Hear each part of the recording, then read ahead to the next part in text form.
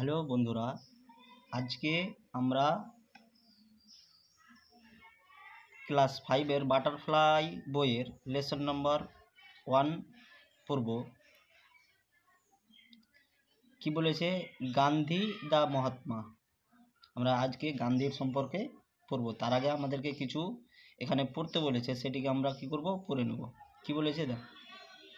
Let's begin, চলো শুরু করি।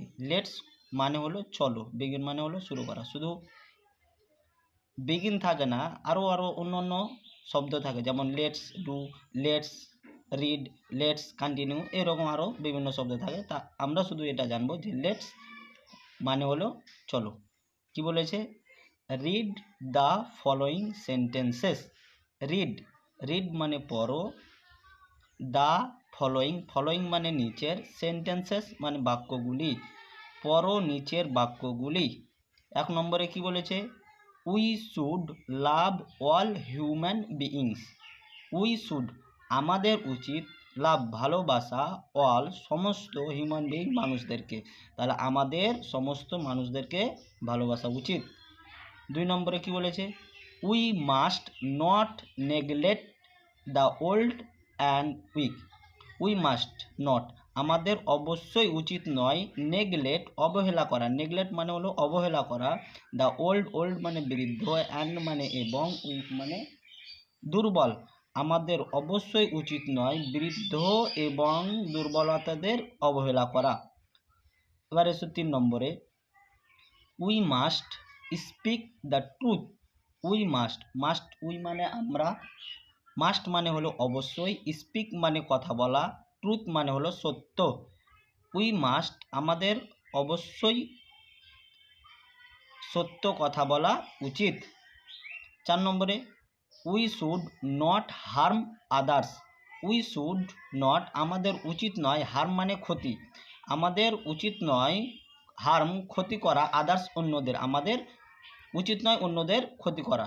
Number 5, we should respect elders.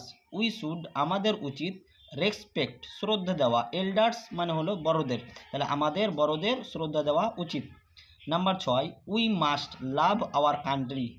We must আমরা অবশ্যই, লাভ ভালোবাসি, আওয়ার কান্ট্রি আমাদের দেশকে।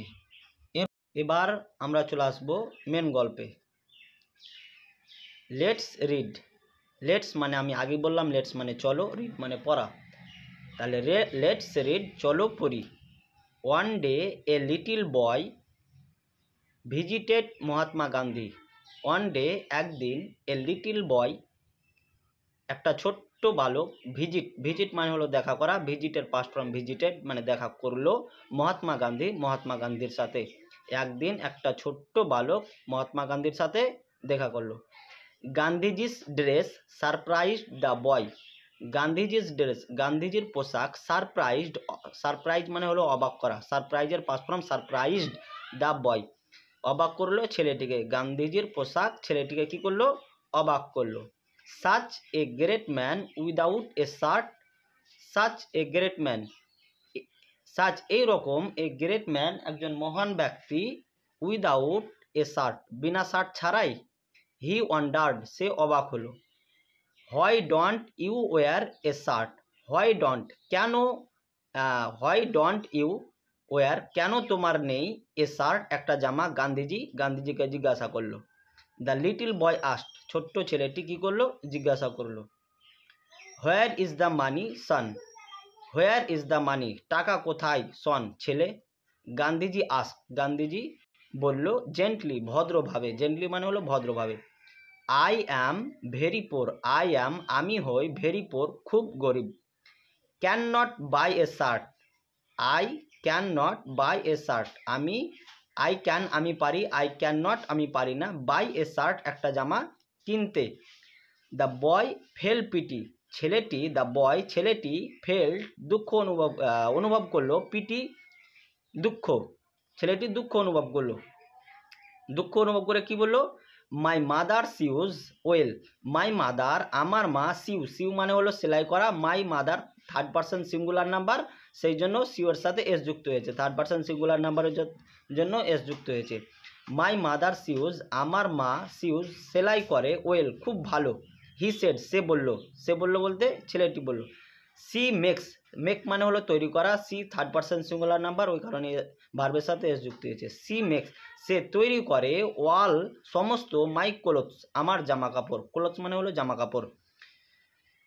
I will ask her, I will ask her আমি তাকে বলবো, টু সিউ সেলাই করতে, এ শার্ট একটা জামা, ফর ইউ আপনার জন্য। তারপর কি বলছে, হাউ মেনি শার্টস কতগুলো জামা, can your mother make, how many shirts কতগুলো জামা, ক্যান ইওর মাদার মেক তোমার মা তৈরি করতে পারবে, গান্ধীজি জিজ্ঞাসা করলো।